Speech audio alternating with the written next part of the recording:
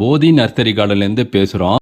திருச்சியில் உள்ள conserve solution அப்படிங்கிற ஒரு கார்ப்பரேட் கம்பெனியில் எப்படி பூந்தோட்டத்தை அமைச்சோம் அப்படிங்கிறத பார்த்துக்கிட்டே பேசலாம் வாங்க. கன்சர்வ் சொல்யூஷன் அப்படிங்கிறது 2016 தொடங்கப்பட்ட ஒரு குளோபல் கம்பெனி ஆகும். இங்கே பார்த்தீங்கன்னா ஆர்கிடெக்சர், இன்ஜினியரிங், கன்ஸ்ட்ரக்ஷன் மற்றும் இன்ஃப்ராஸ்ட்ரக்சர் போன்ற பல துறைகளில் உலகம் முழுவதும் சிறப்பாக சேவை செய்வதில் இதுவும் ஒரு முக்கியமான முன்னணி நிறுவனமாகும். பல பேருக்கு வேலை வாய்ப்புகளை கொடுக்குறாங்க.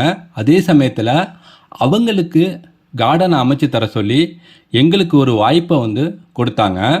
அவங்க எங்ககிட்ட முக்கியமாக என்ன கேட்டாங்க அப்படின்னா, இங்கே ஒர்க் பண்ணுறவங்க அமைதியான சூழலில் மனநிறைவு தரும் வகையில் செடிகளை வைக்கணும் அப்படின்னு கேட்டுக்கிட்டாங்க.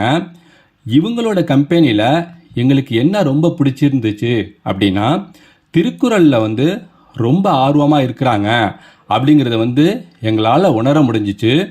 முக்கியமாக பார்த்தீங்கன்னா, பிறருக்கு தீங்கு செய்யாமல் நியாயமான முறையில் சம்பாதிச்ச பணம் நமக்கு பாதுகாப்பையும் மகிழ்ச்சியும் தரும் அப்படிங்கிற ஒரு திருக்குறளை பழைய கால ஓலைச்சுவடி போல் அழகாக உருவாக்கியிருந்தாங்க.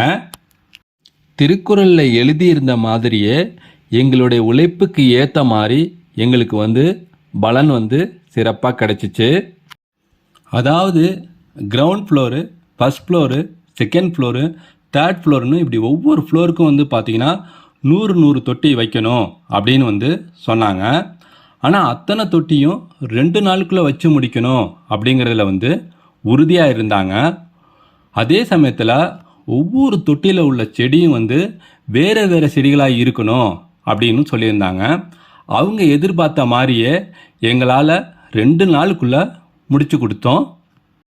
செடியெல்லாம் வச்சு முடித்த பிறகு ஒரு இன்டர்வியூ மாதிரி ஒரு கான்ஃபரன்ஸ் ரூமில் உட்கார வச்சு அங்கே பார்த்தீங்கன்னா 10 பேரை உட்கார வச்சு அவங்களுக்கு செடியை எப்படி வளர்க்கணும், எப்படி தண்ணி ஊற்றணும், அதே சமயத்தில் அவங்களுடைய சந்தேகங்கள் என்னென்ன அப்படிங்கிறத ஒரு வீடியோ மாதிரி எடுத்துக்கிட்டாங்க.